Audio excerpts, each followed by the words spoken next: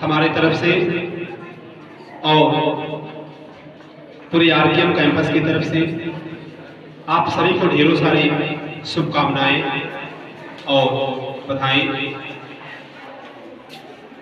विजयदशमी अर्थात कि दशहरा का त्यौहार हम किस उद्देश्य से मनाते हैं, हमारा ध्येय क्या होता है। दशहरा जो है असत्य पर सत्य की जीत का प्रतीक है। दशहरा जो है अन्याय पर न्याय की जीत का प्रतीक है। अब कई बार जब हम इस बात को बताते हैं कि ये दशहरा सत्य पर सत्य का प्रतीक है, असत्य पर सत्य की जीत का प्रतीक है, तो कई बार आप सबके मन में यह सवाल बनता है कि इसकी भी व्याख्या होनी चाहिए। तो मैं आप लोगों के बीच थोड़ी सी बात मैं बता दूं दशहरा को लेकर। देखिए, हमारे रामायण काल से बहुत सी चीजें सीखने को मिलती है। हम अपने रियल लाइफ में हम उस रामायण के एक एक पात्रों को एक रोल मॉडल के रूप में देख सकते हैं। जैसे हम सुनते हैं सबसे पहले हनुमान जी महाराज को। मैं हनुमान जी महाराज की एक छोटी सी बात आप लोगों को बताऊं। वह अपने आप को कभी बहुत ही बड़ा नहीं समझते थे। हम आप कुछ भी करिए, आप क्लास में टॉप क्लास का विद्यार्थी हो, सबसे ज्यादा फुल मार्क लाते हो, जब तक आपके अंदर ईगो नहीं है, अहंकार नहीं है, आपके कम नंबर लाने के बाद भी आप एक उसी दर्जे का विद्यार्थी बने रहोगे। परंतु जिस दिन आपके अंदर अहंकार आ गया, समझ लो आपके बने बनाए काम बिगड़ने शुरू हो जाएंगे। उसी दिन से आपके बने बनाए काम बिगड़ने शुरू हो जाते हैं। हनुमान जी महाराज से हम एक यहाँ पे उनको अपना आइडिया बना सकते हैं, सीख सकते हैं कैसे वो क्या कार्य करते थे। कहानी बहुत बड़ी है। सीता हरण हुआ, लंका जाने की तैयारी हो रही है, किसी को कुछ पता नहीं कौन जाएगा कौन आएगा। हनुमान जी शक्तिशाली हैं, फिर भी वो एक जामुन बूढ़े से पूछते हैं, प्रभु हमें क्या करना चाहिए। तब जामुन ने बताया, यू कैन डू इट, आप इसको कर सकते हो। मतलब रामायण काल में कैसे एक लीडरशिप डेवलप हो रही है, हनुमान जी को कैसे लीडर बनाया जा रहा है, एक लीडरशिप डेवलप हो रही है। उन्होंने कहा कि आप इसको कर सकते हो। और हनुमान जी कैसे अपने बल और बुद्धि का परिचय देते हैं। हम लोग जब देखते हैं हनुमान जी जब जाते हैं तो उनको तमाम आताशाही शक्तियां मिलती हैं। रास्ते में तमाम आताशाही शक्तियां मिलती है। कोई ऐसी राक्षसी मिलती है जो अपना बड़ा पक्का मुख फैलाती है, एक योजना का मुख फैलाती है और कहती है कि पहले आपको मेरा भोजन बनना पड़ेगा, इसके बाद आप अपने काम में जा सकते हो। हनुमान जी ने कहा, नहीं, मेरा पहला काम है मैं मेरे प्रभु की आज्ञा का पालन करना। बेशक आप मुझे अपना भोजन के रूप में स्वीकार कर लेना, परंतु मेरा पहला कर्तव्य है मैं सीता का पता लगाऊं और इसके बाद आप मुझे अपने भोजन के रूप में स्वीकार करना, मैं हर साल के पास आ जाऊंगा। तो राक्षसी ने कहा, नहीं, ऐसा नहीं होगा। ये मेरे ऊपर ही वरदान है कि मेरे पास से जो आता है उसको मेरे मुख से होकर जाना पड़ता है। हनुमान जी ने, अब देखिए आइडियोलॉजी क्या चल रही है हनुमान जी की, उनकी आइडियोलॉजी पर प्रकाश डालेगा। हनुमान जी वो अपना एक योजना का मुख फैलाती है। एक योजना में होता है उसको 8 मील का मुख फैलाती है। और हनुमान जी 2 योजना का अपना शरीर बना लेते हैं। वो जब 2 योजन का मुंह बनाती है तो 4 योजन का हनुमान जी बना देते हैं अपना शरीर। अब 4, 8, 16 तक बहुत एक विस्तारवादी क्षेत्र में चले गए और बड़ा हो रहा था, अपना मुंह फैलाते जा रही थी। इसके बाद क्या हुआ, हनुमान जी ने छोटा सा रूप धारण कर लिया और उसके मुख से निकलकर बाहर आ गए। यानी इससे क्या हमको सीखने के लिए मिला, जब हमको अपनी ताकत दिखानी थी तो उन्होंने ताकत दिखाया, जब हमको अपना काम लेना था तो छोटा रूप धारण कर लिया उन्होंने। जब ताकत दिखानी है तो ताकत दिखाया उन्होंने, परंतु जब हमें अपना काम लेना है, अपनी बुद्धि से काम लेना। बुद्धि का जब समय आया तो उन्होंने बुद्धि भी दिखाया। और इसके बाद जाते हैं,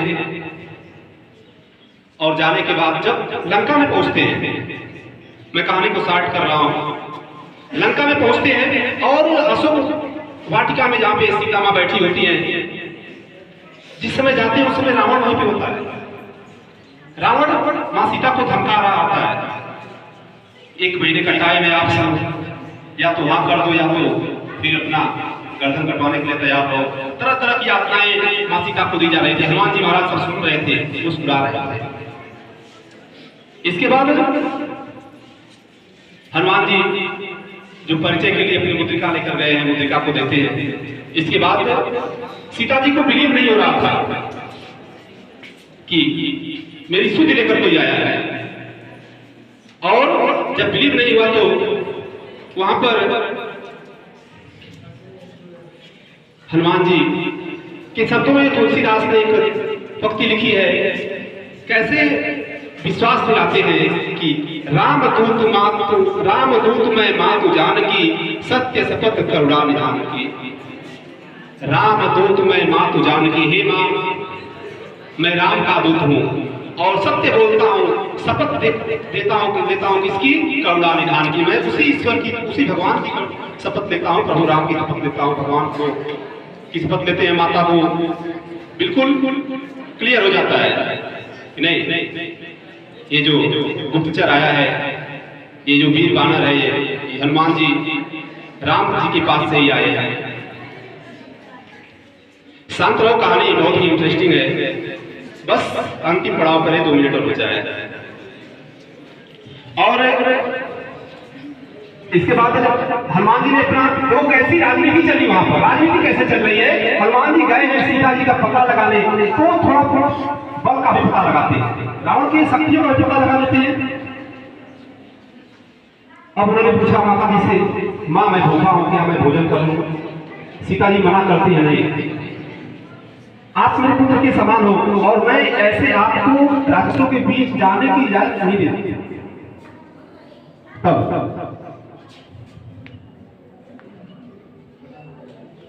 सीता जी के मन में बड़ा संदेह हो रहा है। उन्होंने कहा कि मोरे हृदय परम संदेह, मेरे दिल में बहुत संदेह है आपके लिए। तब हनुमान जी महाराज ने क्या किया कि कपि मतलब बंदर होता है बच्चों, कपि प्रकट किए तब देहा। कभी यानी हनुमान जी महाराज ने अपने पूरी शरीर का विस्तार कर दिया, और जब वो जाते हैं, आज्ञा मिल जाता है और जाते हैं, तो खाते कम है और तोड़ फोड़ ज्यादा मचाते हैं। जो आता है उसको निपटा देते हैं। कुछ परिचय भी देना था। इसके बाद रावण के तमाम सैनिक आते हैं और पकड़कर वहां से रावण के दरबार में लेकर जाते हैं। और रावण के दरबार में जब हनुमान जी महाराज जाते हैं, वो चाहते तो उसके पहले भी अपनी कला को दिखा सकते थे, परंतु ब्रह्मस्त्र में बंधे हुए थे, उस ब्रह्मस्त्र का भी उनको मान रखना था। और इसके बाद जब वहां पे हनुमान जी महाराज जी गए हैं, तो रावण कहता है कि इस दूत को खत्म कर दिया जाए। हर एक जगह पे कुछ ना कुछ अच्छे लोग होते हैं। तब वहां पे विभीषण जी आए और बोले कि नहीं, एक राजा का कर्तव्य होता है कि दूत को कम से कम मारा ना जाए, किसी दूत को मारा ना जाए। कोई आपके यहाँ शांति संदेश लेकर आता है या कोई संदेश लेकर आता है, तो आप उसको कुछ संदेश देकर भेज सकते हैं, परंतु उसको जान से मार नहीं सकते हैं। इसी के कारण विभीषण को लंका से भी हाथ धोना पड़ा था। और हनुमान जी महाराज की पूंछ में जब आग लगाई गई तो हनुमान जी महाराज बहुत मुस्कुराए, प्रसन्न हो गए। अब तो बन गई बात, जो वह सोच रहे थे वैसा ही हो गया। पूरी लंका जब तक राख हो गई। और जब उसके बाद कैसे अपने आप को एक साधारण दिखाते हैं, जब वापस आते हैं अपने मंडली में, तब फिर से जामवन से कहते हैं प्रभु को बता दो, सारा काम हो गया, यानी कि सीता का पता भी लग गया और हमने उनकी शक्तियों का ध्यान भी कर लिया, भाप भी लिया है शक्तियों के बारे में। तब कहते हैं प्रभु राम से कि प्रभु जामवंत जी कहते प्रभु हनुमान ने सब कुछ कर दिया। राम जी ने कहा कि नहीं, राम जी ने कहा हनुमान कहाँ है, हनुमान आए, हनुमान आपने क्या किया? हनुमान ने कहा हमने कुछ नहीं किया, आप बताओ। उन्होंने कहा हनुमान ने किया, हनुमान ने कहा मैंने कुछ नहीं किया। अब रामचंद्र जी वहां पे थोड़ा गुस्से में तो नहीं हुए, तो सोचने लगे कहे आपने नहीं किया तो किसने, आपने नहीं किया, इन्होंने नहीं किया, क्या हमने किया? हनुमान जी महाराज ने कहा किया, बिल्कुल सही, वही तो मैं कहना चाहता था, आपने किया है, मैं आपका केवल दास हूं, जो भी कुछ हुआ इसमें बस आपकी कृपा थी। वहां पे वो नहीं कह रहे नहीं मैंने रावण को की लंका को जला दिया, मैंने ये किया, मैंने कुछ, ऐसा कुछ नहीं कर रहे, यानी अहंकार नहीं है ना। इन्हीं शब्दों के साथ मैं आप सबको एक बार सारा की ढेर सारी शुभकामनाएं देता हूँ। बहुत बहुत बधाई, शुभकामनाएं।